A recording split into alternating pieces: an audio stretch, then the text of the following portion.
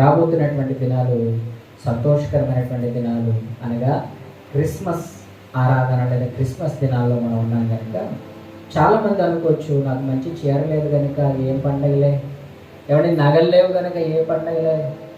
మన లోకస్తులు కాదు. చాలామంది క్రైస్తవులు అటండి క్రిస్మస్ ఈ టైంలోనే ఎక్కువ అప్పులు అయిపోతారట. ఎందుకు తెలుసా? షాపింగ్లో ఎక్కువ వేలు ఖర్చు పెట్టేస్తారు. కాబట్టి క్రిస్మస్లో మనకి షాపింగ్ ముఖ్యం కాదు, దేవుణ్ణి ఆరాధించడం ముఖ్యం. క్రిస్మస్లో మనకి ఏది ముఖ్యం? దేవుణ్ణి ఆరాధించడం. అసలు క్రిస్మస్ అంటేనే దేవుణ్ణి ఆరాధించడం. కానీ మొదట మనం ఏం చేస్తామనంటే, క్రిస్మస్ అనగానే నవంబర్ నెల నుంచి ఆలోచిస్తాం, బట్టలు కావాలి, నగలు కావాలి, అన్నీ కొత్తగా ఉండాలి. కొన్నిసార్లు నేను చూస్తుంటానండి, కొత్త బట్టలు లేవు కనుక ఈరోజు ఈ క్రిస్మస్కి నేను చర్చికి వెళ్ళను అంటుంటారు కొంతమంది చిన్నపిల్లలాగా. ఏమంటే కొత్త బట్టలు కాదు, కొత్త వస్తువులు కాదు, క్రిస్మస్ అనగా క్రీస్తును ఆరాధించడమే. క్రిస్మస్ అనగా క్రీస్తును ఆరాధించడమే. కానీ ముందుగా మనం ఏమండి మన ఇళ్ళని పెయింటింగ్ వేసి లేదా సున్నాలు వేసి ముస్తఫీ చేస్తాం, లైట్లు కట్టేస్తాం, స్టార్ ఒకటి ఏమంటే వెలిగించేస్తాం, షాపింగ్లు చేస్తాం, వేలు ఖర్చు పెట్టి. ఆరాధించే టైంకి మాత్రం ఏమండి ఆ సమయాన్ని దేవుడికి ఇవ్వలేకపోతున్నాం. యేసుక్రీస్తు ప్రభువారు ఈ లోకానికి పుట్టాడు అనేటువంటి వార్త మొదట ఎవరికి వచ్చింది? గొర్రెల కాపురులకు. ఎవరి గొర్రెల కాపురులు లేదా గొల్లలకి ఆ వార్త దేవదూత వచ్చి ప్రజలందరికీ కలగబో మహా సంతోషకరమైనటువంటి సువార్తమానం మీకు తెలియజేయుచున్నాను. అదేంటంటే, దావీదు పట్టణమందు నేడు రక్షకుడు మీ కొరకు పుట్టి ఉన్నాడు అని చెప్పగానే ఎవరి గొర్రెలందరూ పొరుగు వెళ్ళిపోయి బట్టలు కొనుక్కోలేదు. ఏమండి ఇంటికి వెళ్ళిపోయి స్టార్లు వెలిగించేసి సున్నాలు వేసేసి ఎవరి పిండి వంటలో వండుకొని ఇవేమీ చేయలేదు. గొల్లలు ఏం చేశారు? ఒకసారి చూద్దాం లూకాసు వార్త. ఆ రోజు జరిగినటువంటి ఆ క్రిస్మస్ ఎలా ఉంది, ఈ రోజు మనం చేసిన క్రిస్మస్ ఎలా ఉందో ఒకసారి మనం చూద్దాం. లూకాసు వార్త 2వ అధ్యాయము 8వ వచనంలో వండుకున్న మాటలు చూద్దాం. 2వ అధ్యాయం 8వ వచనం. ఆ దేశంలో కొందరు గొర్రెల కాపరులు పొలములో ఉండి రాత్రి వేళ తమ మందలు కాచుకొని చుండగా ప్రభు దూత వారి యొద్దకు వచ్చి నిలిచాను. ప్రభు మహిమ వారి చుట్టూ ప్రకాశించినందున వారు మిక్కిలి భయపడిరి. అయితే ఆ దూత భయపడకండి, ఇదిగో ప్రజలందరికీ కలగబో మహా మహా మహా సంతోషకరమైన సువర్తమానం నేను మీకు తెలియజేయుచున్నాను. ఆ సువర్తమానం ఏంటంటే, దావీదు పట్టణమందు నేడు రక్షకుడు మీ కొరకు పుట్టి ఉన్నాడు, ఈయన ప్రభు అయిన క్రీస్తు. దానికి ఇదే మీ కానవారు ఒక సూచన. ఒక శిశువు పొత్తి గుడ్డలతో చుట్టబడి ఒక తొట్టిలో పండుకొని ఉండుట మీరు చూచిదరని వారితో చెప్పెను. వెంటనే పరలోక సైన్య సమూహము ఆ దూతలతో కూడా సర్వోన్నతమైన స్థలములో దేవునికి మహిమయు ఆయన క్రిస్తులైన మనుషులకు భూమి మీద సమాధానం కలుగును గాక అని దేవునికి స్తోత్రము చేయుచుండెను. హల్లెలూయా. ఇక్కడ ఎలా జరిగింది క్రిస్మస్? క్రీస్తు ఈ లోకానికి వెలుగుగా వచ్చాడు అనగానే ఆరాధన జరిగింది.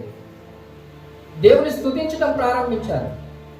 దేవునికి స్తోత్రాలు తెలియజేయడం ప్రారంభించారు. ఎలాగా ఇప్పుడు దేవుడు పుట్టేశారట, లేదా క్రీస్తు వారు పుట్టేశారట, కొత్త బట్టలు లేవని కంగారు పడలేదు. యేసుక్రీస్తు ప్రభువు పుట్టేశారట, నేను ఇంకా చెప్పులు కొనుక్కోలేదు, పట్టీలు కొనుక్కోలేదు, చెవిట్లోకి కొనుక్కోలేదు, మెడలో చైన్ లేదు, తాడలేదు, ఇవేమీ ఆలోచించలేదండి. యేసుక్రీస్తు ప్రభువు పుట్టారు అనగానే ఏం చేశారు? సర్వోన్నతమైన స్థలంలో దేవునికి మహిమయు ఆయన క్రిస్తులైన మనుషులకు భూమి మీద సమాధానం కలుగునుగాక, ఈ విధంగా ఆరాధన చేశారు. కనుక క్రిస్మస్ ముందుకు మనం సిద్ధపడదాం. డబ్బుల గురించి ఆలోచన వద్దు, షాపింగ్ గురించి మనం ఆలోచన వద్దు. మన గోల్, మన యొక్క గురి ఏంటంటే నిత్య జీవం కొరకే మనం ఎదురు చూడాలి. హల్లెలూయా.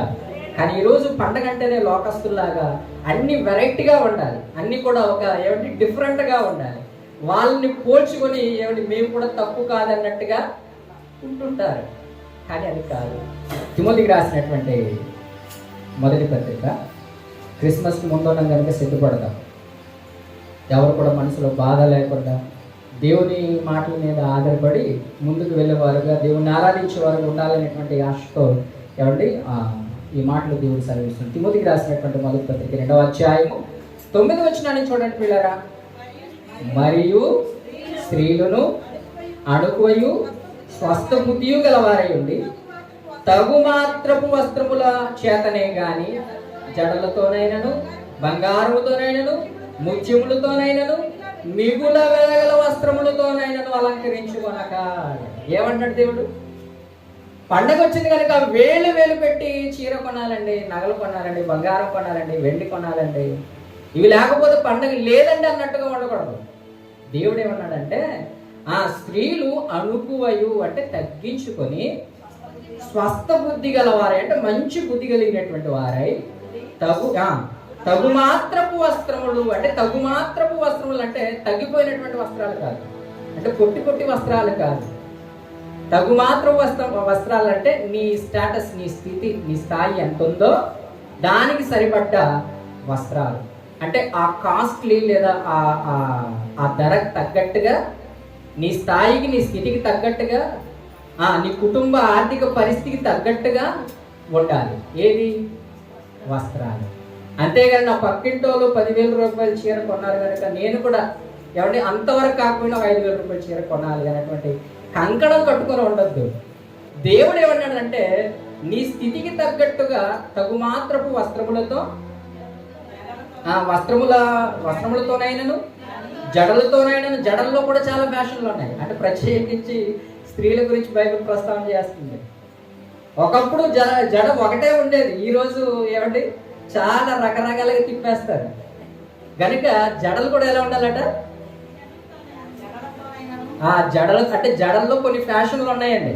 గనుక మనం ఆత్మీయులు గనక ఎవరి మనల్ని చూడగానే క్రీస్తు కనబడాలి. మనల్ని చూస్తున్నప్పుడు వీళ్ళు క్రైస్తవులు అంటే క్రీస్తుని వెంబడిస్తున్నటువంటి వారుగా లోకస్తులు మనం గుర్తించాలి. అంతేగాని ఏమంటే లోకస్తులు కూడా ఫ్యాషన్లో ఉన్నారు కనుక మనం కూడా ఫ్యాషన్గా ఉండాలి, ఏమంటే వారికి మనకి ఎలాంటి తగ్గకూడదు అన్నట్టుగా ఉండకూడదు. గనుక అంటాడు తగు మాత్రం వస్త్రములతో చేతనే గాని జడలతోనైనను బంగారముతోనైనను ముత్యములతోనైనను మిగుల వెలగల వస్త్రాలు అన్నాడు. హల్లెలూయా.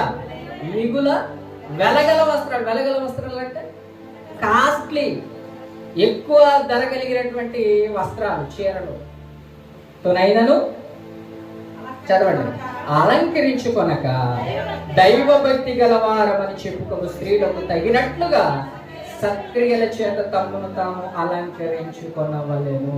హల్లెలూయా. ఇప్పుడు క్రిస్మస్ లో మనం కొత్త చీర, కొత్త బట్టలు, కొత్త ప్యాంట్ షర్ట్ మనం ఏమంటే వేసుకున్నంత మాత్రాన దేవుడు మనల్ని చూడదు. అక్కడ ఏమన్నాడంటే సత్క్రియలు కలిగి ఉండాలి, మంచి బుద్ధి కలిగి ఉండాలి, మంచి ఏమంటే అక్కడ అంటాడు అడుకువ కలిగి అంటే తగ్గించుకొని స్వస్థ బుద్ధి కలిగినటువంటి వారుగా ఉండి తగు మాత్రపు వస్త్రాలు అంటే క్రైస్తవ జీవితంలో ఉన్నావు కనుక, ఆత్మీయురాలుగా ఉన్నావు కనుక నీకు తగినట్టుగా తగు మాత్రపు వస్త్రములతో తప్ప జడలతోనైనను బంగారముతోనైనను ముత్యములతోనైనను కింద సరి మరలా మిగుల వెలుగల ఏమంటే వెలగల వస్త్రములతోనైనను అలంకరించుకోకుండా. ఒకవేళ ఏమంటే ఇది తప్పంటారా? మిగుల వెలగల వస్త్రాలు ధరించుకోవడం తప్పంటారా? తప్పు కాదు. కానీ ధరించుకున్న తర్వాత లేదా దాన్ని కట్టుకున్న తర్వాత మన ఫోకస్ అంతా దాని మీద ఉంటుంది. అవునా కాదా? కాస్ట్లీ బట్టలు వేసుకున్నారు, ధరించుకున్నారు, ఇంటి నుండి బయటకు వచ్చేటప్పటికి 10 సార్లు అంతా చూసుకుని బయటకు వస్తారు. ఎందుకంటే ఫోకస్, ఆ దృష్టి ఆ కొత్త చీర మీద ఉంటుంది. ఎందుకంటే కాస్ట్లీ చీర కదా, ఎవరి దాని మీద ఉంటుంది కనుక నువ్వు చర్చికి వచ్చిన తర్వాత లేదా ఆరాధనకు వచ్చిన తర్వాత కూడా ఎవరి కళ్ళు మూయకుండా నీ దృష్టి చీర మీద ఉంటుంది, నువ్వు వేసుకున్నటువంటి నగల మీద ఉంటుంది. కనుక దేవుడు ఏమన్నాడంటే తగు మాత్రపు ఉండు అంటే నీ మనసు, నీ దృష్టి మారిపోకుండా, డైవర్ట్ అవ్వకుండా తగు మాత్రపు వస్త్రాల చేత ఉండాలి. ఒకవేళ కాస్ట్లీగా ధరించుకున్నావా దాన్ని మర్చిపో. ఎవరి వెలగల వస్త్రాలు ధరించుకోవడం తప్పంటే తప్పు కాదు, కానీ దాని మీద ఫోకస్ ఉండకూడదు, దాని మీద దృష్టి ఉండకూడదు. పేతురు రాసినటువంటి మొదటి పత్రిక 3వ అధ్యాయం ప్రియులారా అర్థం అవడం కోసం 3వ వచనం నుండి చూద్దాం. జడలు అల్లుకొనుటయు, బంగారు నగలు పెట్టుకొనుటయు, వస్త్రములు ధరించుకొనుటయు, వెలుపటి అలంకారము మీకు అలంకారముగా ఉండక సాధువైనట్టు మృదువైనట్టునైన గుణమును అక్షయ అలంకారముగా మీ హృదయపు అంతరంగ స్వభావము మీకు అలంకారముగా ఉండవలను, అది దేవుని సృష్టికి మిగుల విలువ గలది. చాలు. హల్లెలూయా. మనం ఎంత విలువైనటువంటి, విలువ ఇచ్చి కొనబడినటువంటి వస్త్రాలు ధరించుకొని మనం వచ్చినా కూడా దేవుడు మనకి విలువగా చూడదు. నీ ఇరుగు పొరుగు వారు చూస్తారేమో, 10,000 చీర కట్టింది, లేదా 5,000 రూపాయల చీర కట్టింది, లేదా నగలు ధరించుకుంది. నీ నీ ఒంటి మీద ఉన్నటువంటి ఆ వస్తువుని చూసి నేను ఒకవేళ విలువగా చూస్తారేమో, కానీ దేవుడు నిన్ను విలువగా చూడదు. విలువైనటువంటి వస్త్రాలు ధరించుకున్నా కూడా నీ అలంకరణ ఎలా ఉండాలంటే తగ్గింపు ఉండాలి.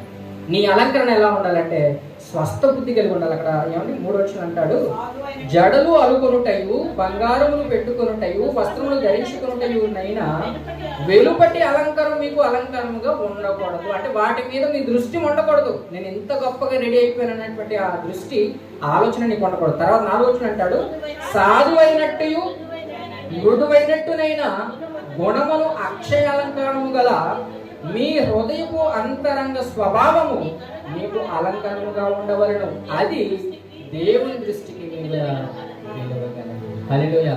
కనుక మన హృదయము, మన తగ్గింపు, మన మనసు దేవునికి అనుకూలంగా ఉంటే, దేవునికి అనుకూలంగా ఉంటే దేవుడిని ఎత్తి జీవిస్తాడు.